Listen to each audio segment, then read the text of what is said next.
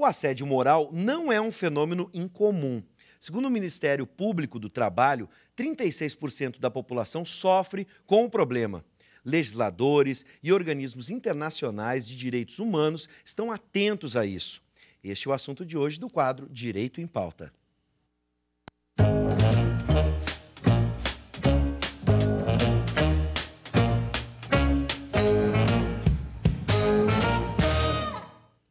Uma pesquisa realizada pelo site vagas.com aponta que, dos 4.900 profissionais ouvidos, 52% disseram ter sofrido algum tipo de assédio sexual ou moral.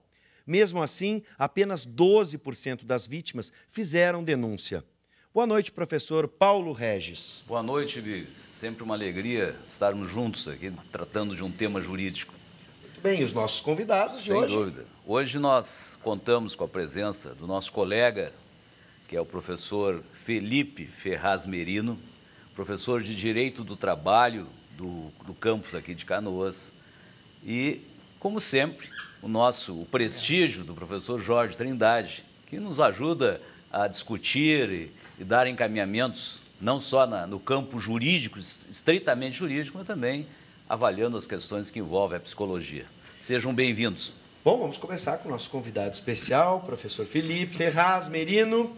É possível identificarmos as principais características dos trabalhadores assediados, por exemplo? Acho que vamos um passinho para trás, vamos começar diferenciando, né, professor? A gente estava conversando fora do ar, né? Sim. O assédio moral, o assédio sexual e o dano moral. Por favor, professor. Sim, as pessoas confundem muito, né? São três coisas diferentes. O dano moral é quando o empregado sofre algum tipo de ofensa. Essa ofensa pode ser física ou pode ser verbal, algum tipo de agressão, e ela é feita numa vez só, não é? Num momento só. E isso gera o dano moral.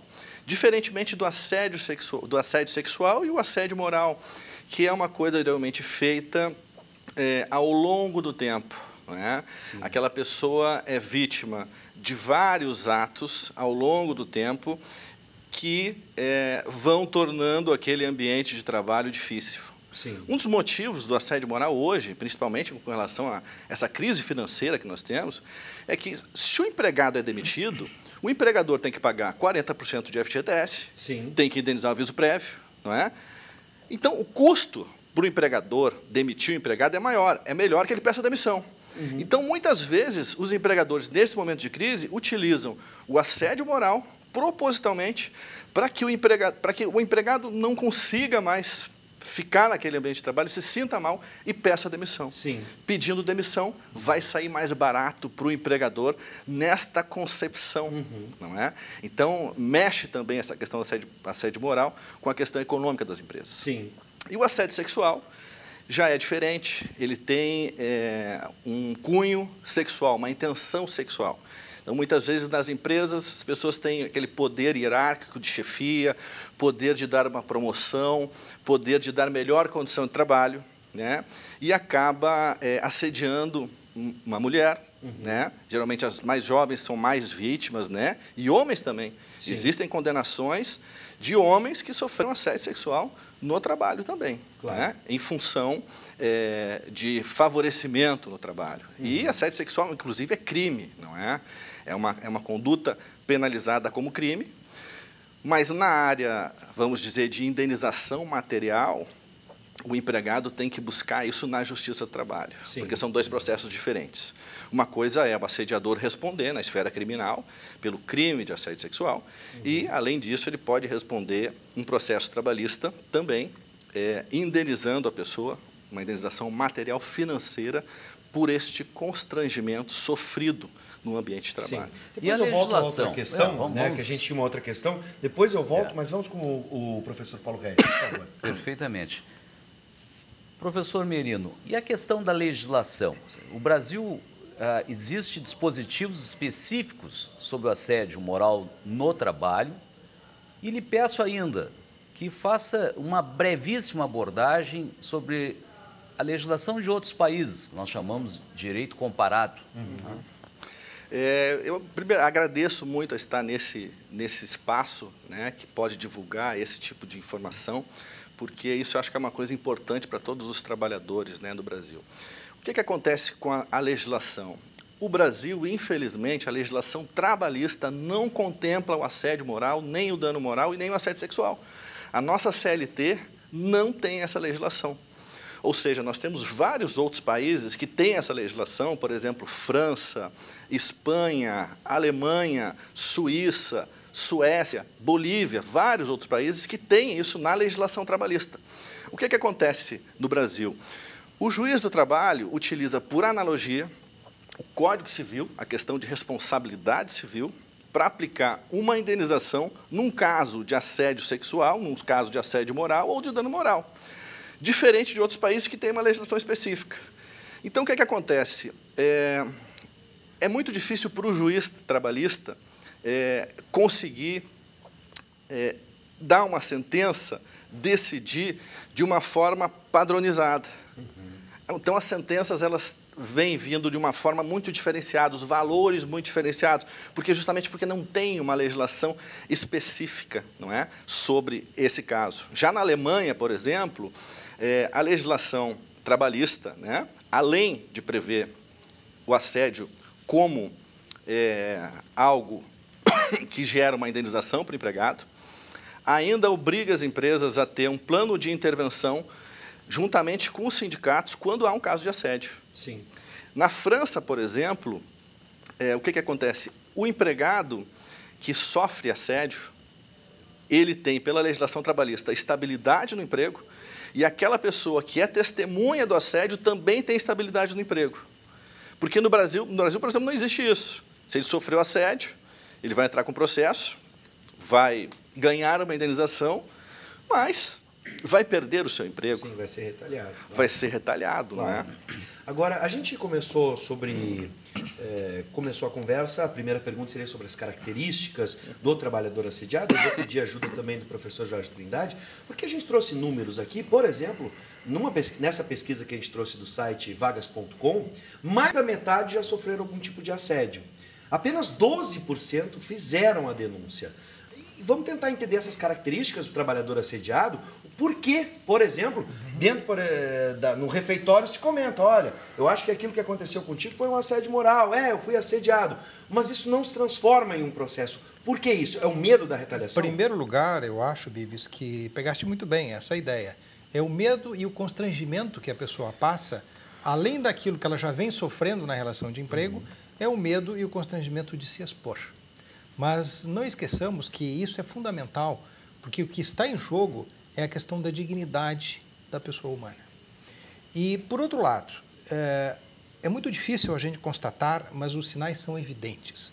Depois de um assédio de qualquer natureza, as consequências psicológicas podem ser gravíssimas. Elas podem começar com sintomas de ansiedade, de medo, de angústia, pode se transformar num pânico, pode levar à insônia, pode trazer doenças de natureza psicossomática, como, por exemplo, úlcera, gastrite, enxaquecas.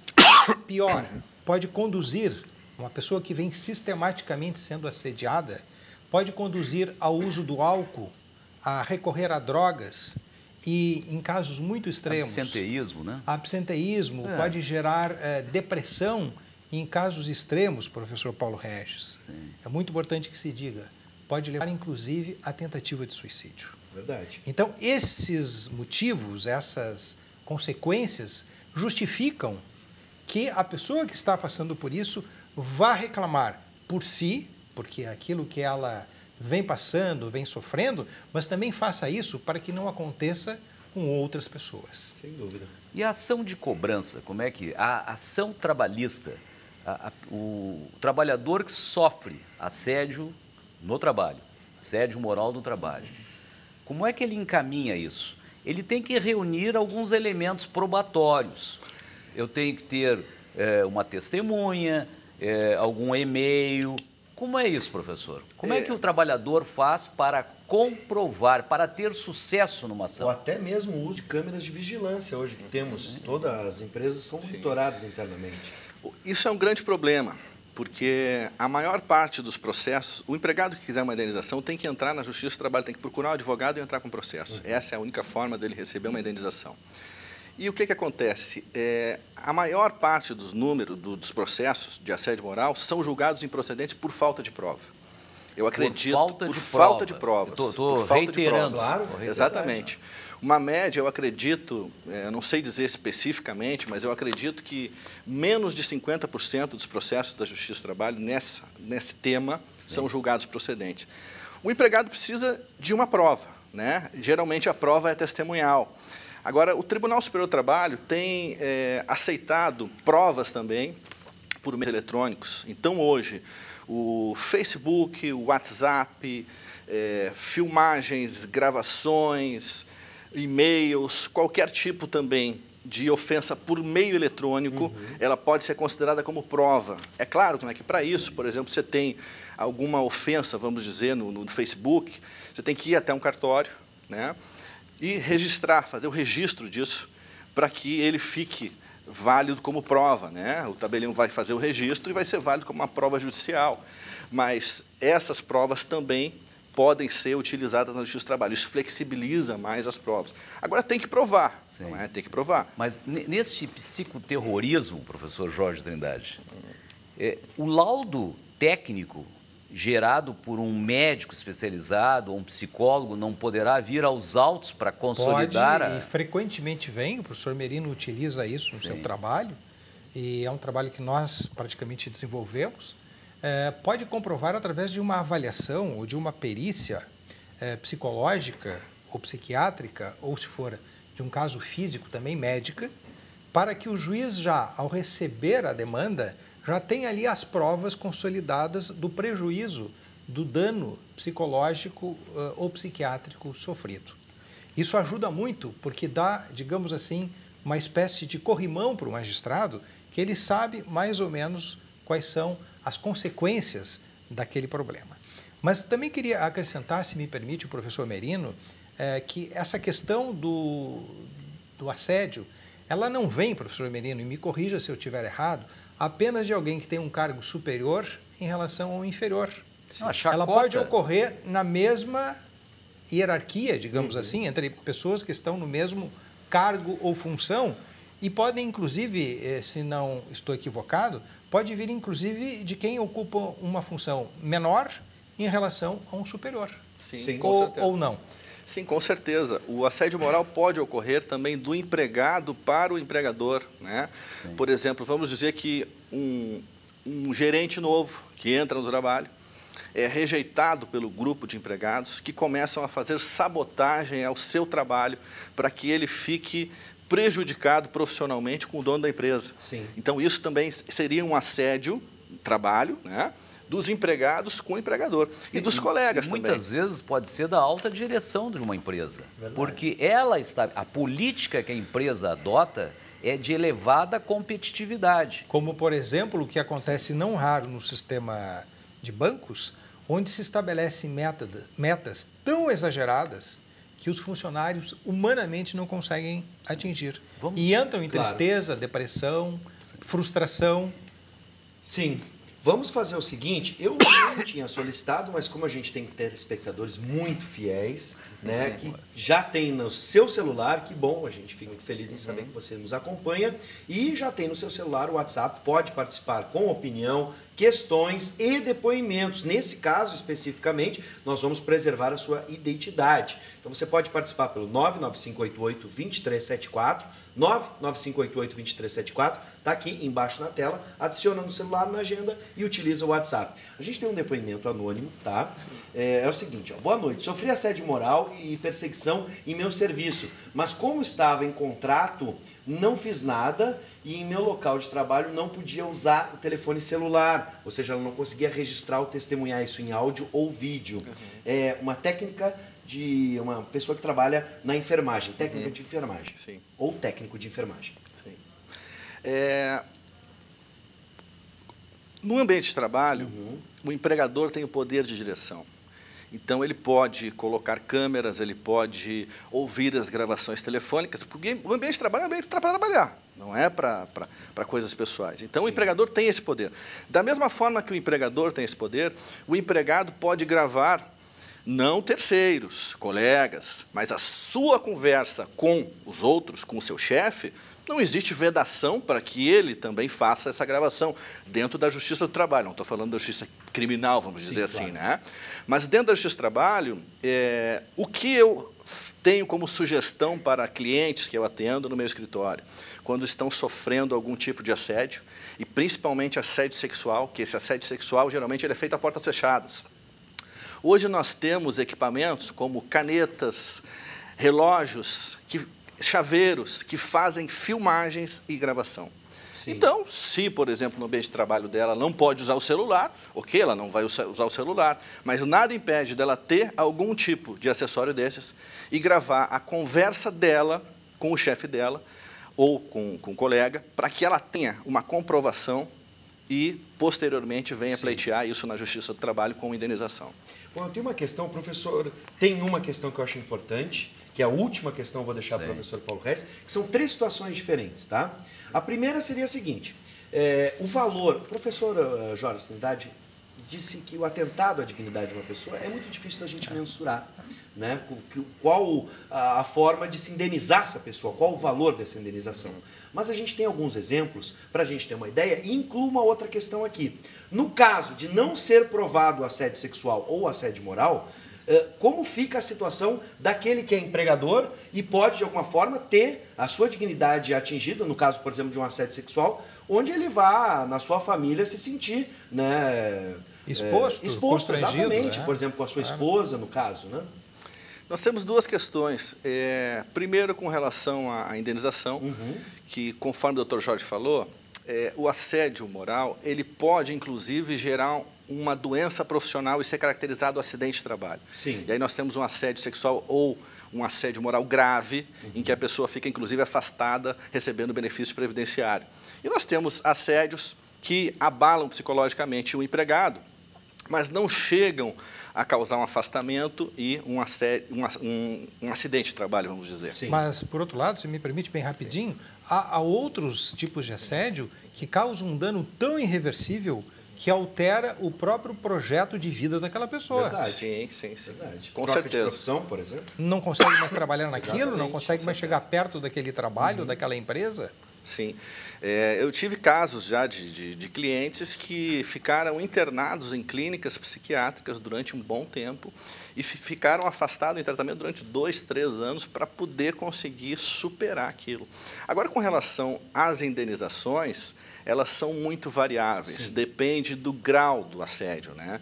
Então, na minha pesquisa, eu vi indenizações de assédio moral de R$3 mil, como indenizações de mais de R$100 mil. Não é?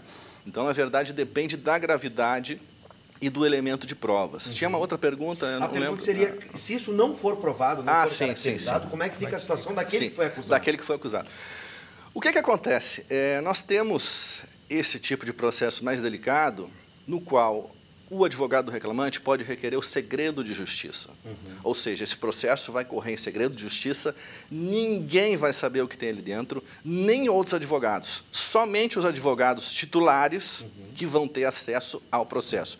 Então, nesse caso, o que eu recomendo é que o processo seja mantido em segredo de justiça, que aí não vai gerar nenhum tipo de exposição para a pessoa que ali Bom, nós temos 2 perguntas, eu vou pedir para que o professor possa resumir, porque a gente tem pouco tempo. A primeira é, estas leis sobre assédio moral valem para faxineiras, diaristas, enfim? Essas leis valem para qualquer tipo de pessoa. Sim. E principalmente as pessoas mais humildes, que infelizmente são as que mais sofrem assédio moral e dano moral hoje em dia, inclusive com agressões físicas. Bom, a outra questão é, o registro pode ser alegado posteriormente à espionagem, por exemplo? É o Jadir de Gravataí que pergunta. Jadir, vai ser espionagem se você gravar terceiros. Isso você não pode fazer, isso é ilegal.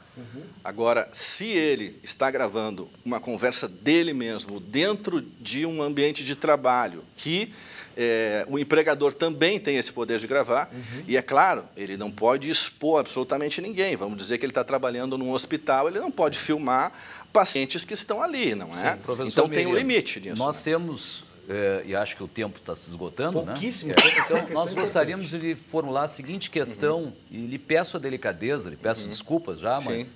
bem objetivo. A empresa que está obrigada a pagar indenizações, e muitas vezes vultosas, não são poucas. Essa empresa, ela pode, depois de pagar a indenização, se ressarcir do diretor ou do chefe que deu causa ao pagamento da indenização? É possível. A jurisprudência dos tribunais trabalhistas tem admitido uma ação regressiva da empresa contra o chefe que cometeu aquele assédio. E, inclusive, se ficar comprovado que ele cometeu questões graves, ele pode, inclusive, ser demitido por justa causa. Olha, brilhante a participação, né? Conseguimos evoluir bastante num assunto que é um tabu. Muita gente fala sobre o assédio moral, o assédio sexual, mas não tinha ideia de como processar essa informação ou de como tomar uma atitude. Professor, eu até gostaria de mais tempo, com ter certeza. tempo até para enfrentar a questão do assédio no poder público. É verdade. Né? Mas Bom, fica para uma próxima. Fica aqui o convite para o professor voltar, professor Felipe. Volte quando for possível. O quadro está aberto toda quinta-feira, estaremos de volta. Professor Jorge Trindade, professor Paulo Regis, sempre com um convidado especial, por isso agradecemos muito, professor Felipe. Seja bem-vindo. Muito obrigado. Posso concluir aqui? Por favor, rapidamente. Para concluir, eu queria colocar que na minha pesquisa sofrem mais assédio moral no trabalho, de acordo com a pesquisa que eu fiz em processos reais. Mulheres, pessoas com opção sexual diferente, homossexuais, transexuais também são muito vítimas. Tá? Pessoas mais jovens, entre 18 e 26 anos, com salários de valor menor, uma média de entre salário mínimo, mais ou menos. Pessoas que não têm curso superior, que trabalham como auxiliares e atendentes, que recebem ofensas e xingamentos, que trabalham no comércio e na indústria, onde ocorre mais em função do ambiente competitivo, e as indenizações variam em média entre 10 e 20 mil reais. Tá bom. Bom, temos informações agora e a gente espera que você, se está nessa condição, não fique calado, busque o seu direito, tá bom?